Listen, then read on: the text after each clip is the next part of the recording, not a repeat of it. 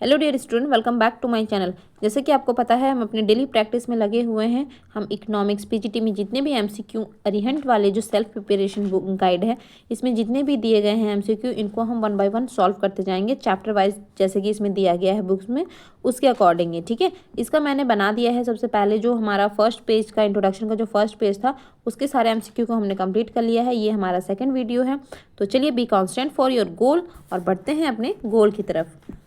यहाँ हमने first paper ख़त्म कर दिया था जिसमें कि 19 क्वेश्चन हमने कवर कर लिए थे। आज ये हमारा सेकंड वीडियो है जिसमें हम करेंगे क्वेश्चन नंबर 20 को। शुरुआत करते हैं क्वेश्चन नंबर 20 से। थोड़ा सा और जूम कर दूँ क्या? क्वेश्चन नंबर 20 क्या कह रहा है, यहाँ पर मैच करना है हमें। सबसे पहले जैसे कि आपको पता है कि हमारा तो आदत ही है कि सबसे पहले जो लेंदी स्टेटमेंट होता है हम उसको पढ़ेंगे। ठीक है, तो यहाँ पर हम लिस्ट 2 को पहले पढ़ रहे हैं। Curve showing combination of 2 goods, यानी कि वैसा कर्व जो कि 2 गुड्स का कम्बिनेशन शो कर रहा है। तो ये तो पीपीसी होता है। यहाँ पर कहाँ पर है, तो ये हमारा हो गया ऑप्शन नंबर डी, मतलब डी का हो गया 1। हम उल्टा चलते हैं, कोई बात नहीं। डी अगर हम देखेंगे इंक्रीजिंग एमओसी, इंक्रीजिंग एमओसी का मतलब होता है कि कॉनकेव है हमारा पीपीसी। डिक्रीजिंग एमओसी का मतलब है कि कॉन्वेक्स है हमारा पीपीसी। और कांस्टेंट का मतलब हो गया कि स्ट्रेट लाइन है। तो अगर हम देखेंगे कि ए के लिए हमारा क्या हो जाएगा 2, बी के लिए हमारा हो जाएगा 4, सी के लिए हो जाएगा 3 और डी के लिए हो जाएगा 1, यानी कि 2 4 3 1, 2 4 3 1। ये तो ऑप्शन नंबर 1 ही हमारा बिल्कुल यहाँ पर करेक्ट निकल गया। नेक्स्ट क्वेश्चन को देखते हैं। क्वेश्चन नंबर 21 है हमारा है, विच of the following statement is correct. कौन सा स्टेटमेंट करेक्ट है, देखते हैं ऑप्शन को। Opportunity cost and marginal cost, marginal opportunity cost is same.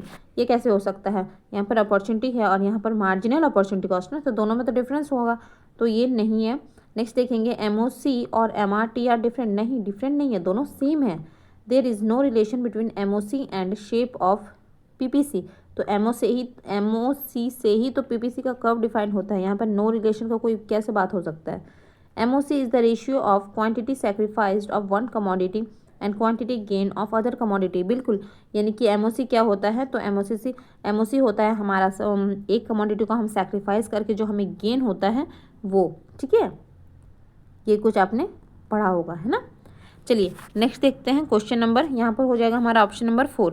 Next question हमारा क्वेश्चन नंबर 22। क्वेश्चन नंबर 22 हमारा क्या कह रहा है, rightward shift of PPC indicate. अगर हमारा जो पीपीसी कर्व है, देखिए ये सिंपली हमारा पीपीसी कर्व है। अगर ये राइटवर्ड शिफ्ट कर रहा है, शिफ्ट का मतलब है कि अपने दोनों एक्सिस को वो छोड़ रहा है। ठीक है, ये कुछ राइटवर्ड शिफ्ट कर रहा है इस तरीके से। तो यहाँ पर ये क्या इंडिकेट कर रहा है, इंक्रीज इन रिसोर्स। बिल्कुल इंक्रीज, मतलब रिसोर्स इंक्रीज कर रहे हैं तभी तो हम ज़्यादा से ज़्यादा प्रोडक्शन कर पा रहे हैं, हमारा प्रोडक्शन पॉसिबिलिटी कर बढ़ रहा है।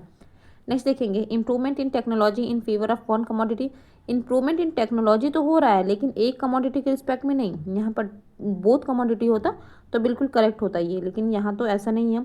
Improvement in technology for both commodity, बिल्कुल दोनों कमोडिटी का बढ़ रहा है ना, दोनों साइड से बढ़ रहा है हमारा, है ना। शिफ्ट करने का मतलब है कि दोनों एक्सिस से वो आगे निकल रहा है। तो यहाँ पर हो जाएगा ऑप्शन नंबर 4, 1 and 3। ठीक है, यानी कि 1 और 3 दोनों ही सही है।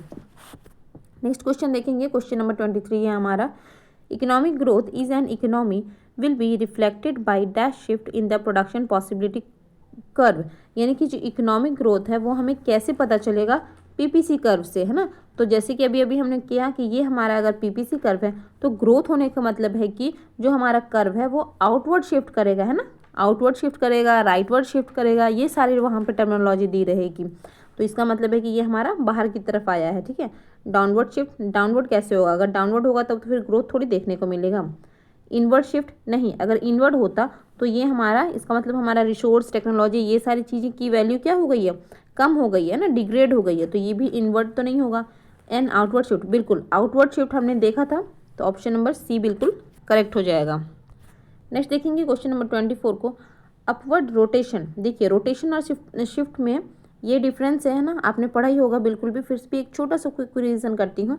ये अगर हम दोनों ही एक्सिस को, ये जो कर्व बना हुआ है मान लीजिए P1, ये दोनों ही एक्सिस को अगर छोड़ के आगे शिफ्ट कर जाता है, मीन्स वाई एक्सिस से भी इंक्रीज कर जाता है और एक्स एक्सिस से भी इंक्रीज कर जाता है, तो ये हमारा हो जाएगा शिफ्टिंग। लेकिन अगर रोटेशन होगा तो वो ओनली उसका एक पॉइंट तो अपनी जगह पर रहेगा ही, लेकिन दूसरा पॉइंट ओनली उसका चेंज होगा, है ना। तो ये हमारा कहलाएगा रोटेशन। चलिए यहाँ पर क्या बोला गया है हमें क्वेश्चन नंबर 24 में, upward rotation of PPC source. Upward rotation का मतलब क्या है, 1 मिनट में फिर से बना देती हूँ। जो अपवर्ड रोटेशन हो रहा है इसका मतलब क्या है? अपवर्ड रोटेशन का मतलब है कि ये हमारा कर्व है और हमारा रोटेशन अपवर्ड हो रहा है ना, यानी कि ऊपर की तरफ हमारा रोटेशन हो रहा है, यानी कि नीचे का पॉइंट हमारा सेम है। तो इसका क्या मतलब हो गया? ये P है, ये P1 है, ठीक है। इसका मतलब हो गया increase in the resource of commodity of Y axis only. बिल्कुल, ये तो फर्स्ट में ही आंसर निकल गया। वाई एक्सिस के जो रिसोर्स है उसमें इंक्रीमेंट देखने को मिला है, तभी ना वो अपने एक्सिस को छोड़कर आगे चला गया है। नेक्स्ट देखेंगे, increase in resource of commodity x only. नहीं, एक्स में तो कोई इंप्रूवमेंट देखने को नहीं मिला है। Increase in resource for both. नहीं, अगर बोथ होता तब तो शिफ्टिंग हो जाती। नन ऑफ दिस, तो यहाँ पर ऑप्शन नंबर 1 ही हमारा हो जाएगा बिल्कुल करेक्ट। नेक्स्ट क्वेश्चन को देखेंगे, क्वेश्चन नंबर 25 है, the usual shape of production possibility curve is dash toward the origin. तो कैसा है हमारा जो एज यूजुअल हम बनाते हैं वो होता है हमारा कॉनकेव शेप का पीपीसी, है ना। Option number 2 that is concave. Next question को देखेंगे, क्वेश्चन नंबर क्या है? क्वेश्चन नंबर 26, ठीक है। क्वेश्चन नंबर 26 को देखते हैं। मैच द फॉलोइंग है। सबसे पहले हम लोग देखेंगे यहाँ पर जो हमारा लेंदी स्टेटमेंट है वो है लिस्ट 1, तो इसको ही हम देखते हैं। An increase in resource for both goods. दोनों ही रिसोर्स में, दोनों गुड्स के रिसोर्स में क्या हो रहा है? इंक्रीमेंट देखने को मिल रहा है। तो हमारा क्या हो जाएगा? Rightward shift of PPC. हाँ, राइटवर्ड शिफ्ट तो हो जाएगा, है ना। अभी अभी हमने डायग्राम से इतनी बार समझा है और फिर से नहीं बनाने वाली हूँ मैं। नेक्स्ट है degradation in technology for both commodity. Degradation in technology for both commodity, यानी कि यहाँ पे भी शिफ्टिंग हो रही है क्योंकि बोथ की बात की जा रही है ना, और दोनों की टेक्नोलॉजी कम हो रही है। तो ये हमारा हो जाएगा इनवर्ड रोटेशन। ये है improvement in technology for one good, shifting. हाँ ठीक है। Improvement in technology for one good, only one good में इम्प्रूवमेंट देखने को मिल रहा है। तो आउटवर्ड रोटेशन ऑफ पीपीसी, बिल्कुल है ना, यहाँ पर रोटेशन होगा और यहाँ पर क्या हुई थी? शिफ्टिंग हुई थी, क्योंकि यहाँ पर बोथ गुड्स का यूज़ किया गया था। यहाँ पर ओनली वन गुड्स का यूज़ किया गया है, तो यहाँ पर हो जाएगा रोटेशन, जो कि आउटवर्ड होगा क्योंकि इम्प्रूवमेंट हो रहा है। नेक्स्ट है हमारा decrease in the resource of one goods, तो ये हो जाएगा लेफ्टवर्ड शिफ्ट, ठीक है। चलिए नेक्स्ट, तो यहाँ हमारे क्या हो गया? तो सिंपली 1 का 1, 2 का 2, 3 का 3, 4 का 4 हो जाएगा, यानी कि 1 2 3 4। देखते हैं ऑप्शन 1 2 3 4 है ना। हाँ, ऑप्शन नंबर 3 देखिए, 1 2 3 4 दिया गया है, ठीक है। नेक्स्ट देखेंगे, ये भी मैच द फॉलोइंग ही है। सबसे पहले लेंदी स्टेटमेंट को हम लोग पढ़ते हैं। जो पहला लेंदी स्टेटमेंट है, मीन्स जो हमारा फर्स्ट है, वो है हमारा combination of two goods on a curve. Combination of two goods on a curve, इसे हम क्या कहेंगे? तो इसे हम कहेंगे पीपीसी। नेक्स्ट है हमारा quantity sacrificed of one commodity for one addition of other good, तो इसे हम क्या कहेंगे? इसे हम कहेंगे मार्जिनल अपॉर्चुनिटी कॉस्ट, ठीक है। एक से एक यूनिट को गेन करने के लिए हमने जो सेक्रीफाइस किया उसे हम कहेंगे अपॉर्चुनिटी कॉस्ट, ठीक है। नेक्स्ट है हमारा change in quantity of one good. एक गुड्स मतलब change in quantity of one goods, only one good में चेंज देखने को मिल रहा है, तो ये हमारा हो जाएगा rotation in PPC. Change in quantity of both good, तो ये हमारा हो जाएगा शिफ्टिंग, यानी कि ए का हो गया हमारा 2, बी का हो गया 1, सी का हो गया 4 और डी का हो गया 3, यानी कि 2 1 4 3। देखते हैं ऑप्शन को, क्या था? 2 1 4 3, है ना। ऑप्शन नंबर ए ही बिल्कुल करेक्ट है, 2 1 4 3। नेक्स्ट क्वेश्चन देखेंगे, क्वेश्चन नंबर 28 है हमारा। The government does not intervenes in the market in dash economy, यानी कि कहाँ पर गवर्नमेंट का इंटरफेरेंस देखने को नहीं मिलता है? तो वो होता है कैपिटलिस्ट इकोनॉमी में। नेक्स्ट है हमारा which of the following is N assumption of production possibility curve. Production possibility curve का एजम्पशन की बात की गई है। तो रिसोर्स आर नॉट यूटिलाइज, क्यों नहीं यूटिलाइज होगा? यूटिलाइज होगा तभी तो प्रोडक्शन होगा, तो यही तो हम, ये तो नॉट में है ना। हाँ, तो ये तो नहीं होगा। The resource can be used for the production for specific good only, नहीं, स्पेसिफिक गुड ओनली नहीं, यहाँ पे 2 गुड्स का प्रोडक्शन होता है ना, पीपीसी का ये एजम्पशन नहीं है। Only 2 goods are produce in the economy, हाँ, ये आप एजम्पशन होता है कि हम ये मान के चलते हैं कि जो प्रोडक्शन हो रहा है वो ओनली 2 गुड्स का हो रहा है इकोनॉमी में, तो यहाँ पर तो ऑप्शन नंबर सी बिल्कुल करेक्ट हो जाएगा। फिर भी अगर 4 देख लेते हैं, the increase the technology is constantly improving, नहीं, टेक्नोलॉजी हमारी कांस्टेंट रहती है, इंप्रूविंग नहीं होती है, तो ऑप्शन नंबर 29 का हो जाएगा, मीन्स क्वेश्चन नंबर 29 का हो जाएगा ऑप्शन नंबर 3। नेक्स्ट देखेंगे, क्वेश्चन नंबर 30 है हमारा।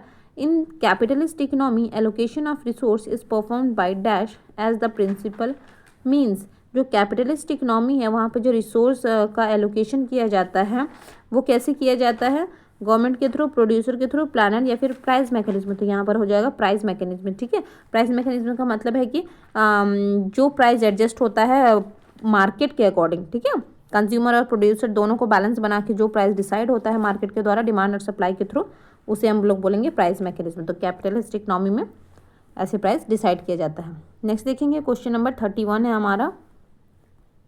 यहाँ देखिए, normative economy is based on, जो नॉर्मेटिव इकोनॉमी है वो किस पर बेस्ड है, इथिकल कंसिडरेशन, फैक्ट और जनरलाइजेशन, व्हाट इज और व्हाट शुड बी, या फिर ऑल ऑफ दिस। तो यहाँ पर बिल्कुल हो जाएगा ऑल ऑफ दिस। ठीक है, option number 4। Dual economy of pricing exist in, जो ड्यूअल इकोनॉमी ऑफ प्राइसिंग है वो कहाँ एग्जिस्ट करती है, फ्री मार्केट इकोनॉमी में, सोशलिस्ट इकोनॉमी में, या फिर मिक्स्ड इकोनॉमी में। तो जाहिर सी बात है ये कहाँ एग्जिस्ट करेगी, मिक्स्ड इकोनॉमी में। ठीक है, नेक्स्ट है हमारा क्वेश्चन नंबर 33। थोड़े से अगर हम अपने एक्सप्लेनेशन को कम करेंगे तो फटाफट से ढेर सारे क्वेश्चन को हम कंप्लीट कर पाएंगे। ठीक है, नेक्स्ट देखेंगे क्वेश्चन नंबर 33 को। Under inductive method the logic proceeds from, inductive method में जो है the logic proceed from general to particular, particular to general, both A and B. तो बोथ कैसे हो सकता है, जो इंडक्टिव मेथड होती है वहाँ पर क्या होता है हमारा, तो पर्टिकुलर से जनरल में हम जाते हैं। ठीक है, और अगर इसी की जगह पर अगर डिडक्टिव होता, डिडक्टिव मेथड, तो वहाँ पर होता फ्रॉम जनरल टू पर्टिकुलर, है ना, ये डिडक्टिव मेथड का लॉजिक है। चलिए नेक्स्ट हो जाएगा हमारा क्वेश्चन नंबर 34। ठीक है, क्वेश्चन नंबर 34 क्या बोलता है, inequalities of income do not perpetuates in, inequality in income do not perpetuates in, अच्छा, inequality of income do not, socialism, mixed economy, capitalism, या फिर नन ऑफ दिस। तो यहाँ पर हमारा जो आंसर हो जाएगा ये हो जाएगा ऑप्शन नंबर 1, क्योंकि यहाँ पर इनइक्वालिटी ऑफ इनकम जो है वो देखने को नहीं मिलेगी, क्योंकि वेलफेयर के लिए काम किया जाता है, इक्वल डिस्ट्रीब्यूशन होता है। ठीक है, जबकि अगर आप देखेंगे कैपिटलिस्ट इकोनॉमी में तो वहाँ पर हमेशा ही आपको इनइक्वालिटी ऑफ इनकम देखने को मिलेगी, क्योंकि हर कोई प्रॉफिट के लिए काम कर रहा है। चलिए नेक्स्ट क्वेश्चन को देखेंगे, question number 35। Find the correct match. ठीक है, करेक्ट मैच बताना है। अच्छा, ये तो मैंने हटा दिया, इधर देखते हैं। फाइंड द करेक्ट मैच, तो ये हो जाएगा साइंस ऑफ वेल्थ, ये रॉबिन्स। तो वेल्थ का जो है वो रॉबिन्स ने नहीं दिया है ना, यहाँ पर हमें करेक्ट मैच बताना है, तो ये तो गलत है। रॉबिन्स ने तो चॉइस के बारे में बताया है, स्कैर्सिटी के बारे में बताया है। Science of material wellbeing Marshall. ठीक है, science of choice making Paul Samuelson, नहीं, पॉल सैमुएल्सन ने तो ग्रोथ के बारे में बताया है। Science of growth and development, ये पॉल सैमुएल्सन ने बताया है, और एडम स्मिथ ने वेल्थ का बताया है, सबको मिक्स कर दिया गया है। ठीक है, जो साइंस ऑफ मटेरियल वेलबींग, यहाँ पर ऑप्शन नंबर 2 बिल्कुल ठीक है। जो मटेरियल वेलबींग है यानी कि ओनली वेल्थ जनरेशन से ही नहीं होता है, बल्कि आप उससे क्या कर सकते हैं, मटेरियल वेलबींग भी अपना कर सकते हैं। ये एडम स्मिथ के बाद मार्शल ने ये बताया था। ठीक है, ये बुक में भी बहुत अच्छे से दिया गया है, ये जो बुक अरिहंत का बुक है ना, इसमें भी बहुत अच्छे से दिया गया है जो इंट्रोडक्शन चैप्टर है। चलिए नेक्स्ट देखेंगे क्वेश्चन नंबर 36 को। क्वेश्चन नंबर 36 है हमारा, the positive aspect of economics as a science was given by, जो पॉजिटिव एस्पेक्ट है वो किसके द्वारा दिया गया है, तो ये दिया गया है मार्शल के द्वारा, है ना। नेक्स्ट देखेंगे, मार्शल ही होगा ना, हमको लगता है। Positive aspect of economy as a science was given by, ये दिया गया है किसके द्वारा, मार्शल या फिर रॉबिन्स, ये दोनों में से कोई एक होगा, 50-50 सा मुझे लग रहा है। अच्छा ठीक है, इसको हम क्वेश्चन मार्क में रखते हैं, जो भी होगा मैं आपसे नेक्स्ट वीडियो में शेयर करूँगी। अगर आपको पता है तो आप यहाँ पर ज़रूर से सही कमेंट करें। ठीक है, सॉरी फॉर क्वेश्चन नंबर 36, वैसे मैं नेक्स्ट वीडियो में पक्का से क्लियर कर दूंगी। क्वेश्चन नंबर 37 देखेंगे, which of these is a part of micro economics. ठीक है, इसमें से कौन सा माइक्रो इकोनॉमिक्स का पार्ट है, factor pricing, national income, balance of payment, none of this. तो नेशनल इनकम और बैलेंस ऑफ पेमेंट नहीं होता है, फैक्टर प्राइसिंग माइक्रो इकोनॉमिक्स का पार्ट है। क्वेश्चन नंबर 38 को देखेंगे, पहले लाइए तो मैडम। क्वेश्चन नंबर 38 है हमारा, which of the following is an example of macro economics. Macro economic का क्या एग्जाम्पल है, तो ये है हमारा problem of unemployment in India, rising price level in the country, increase in the disparities of income, या फिर ऑल ऑफ दिस। तो मैक्रो इकोनॉमिक्स का प्रॉब्लम अनएम्प्लॉयमेंट भी है, राइजिंग प्राइस लेवल भी है, और जितनी भी डिस्पार्टीज हो रही है, मीन्स जो आपको इनइक्वालिटी देखने को मिल रहा है, ये भी इनकम में, ये भी मैक्रो इकोनॉमिक्स का ही पार्ट है। तो यहाँ पर ऑप्शन नंबर 4 हो जाएगा बिल्कुल करेक्ट। नेक्स्ट क्वेश्चन देखेंगे, क्वेश्चन नंबर 39 है हमारा, which of the following is not correct, इसमें से कौन सा करेक्ट नहीं है, ठीक है, नॉट बोला है ना। These are there are limited wants, limited wants किसके होते हैं, सबके तो अनलिमिटेड ही होते हैं। मीन्स आर स्केयर, हाँ ये बिल्कुल सही बात है। रिसोर्स हैव अल्टरनेटिव यूजेज, बिल्कुल रिसोर्स के तो अल्टरनेटिव यूजेज ही होते हैं। इकोनॉमिक्स इज अ साइंस, हाँ science as well as arts, ठीक है, तो ये भी सही है। तो हमें पूछा है नॉट, तो विच of the following is not correct, तो ये वाला ही नॉट करेक्ट है, ऑप्शन नंबर 1। यहाँ मैं टिक कर दूंगी तो गड़बड़ हो जाएगा, मैं इसे ही टिक करती हूँ इस साइड में, ठीक है। There are limited wants. चलिए नेक्स्ट क्वेश्चन को देखेंगे, क्वेश्चन नंबर 40 हमारा, micro economics is concern with, micro economics किससे कंसर्न करता है, consumer behaviour, product pricing, factor pricing, all of this. तो बिल्कुल यहाँ पर हो जाएगा हमारा ऑप्शन नंबर 4, जो कि हमारा ऑल ऑफ दिस, ठीक है। नेक्स्ट जो हमारा क्वेश्चन इस चैप्टर में अभी बचा हुआ है, कुछ 20-21 क्वेश्चन और होंगे, इसको हम लोग करेंगे नेक्स्ट वीडियो में। तब तक के लिए थैंक यू फॉर वॉचिंग, मिलते हैं कल, थैंक यू, बाय बाय।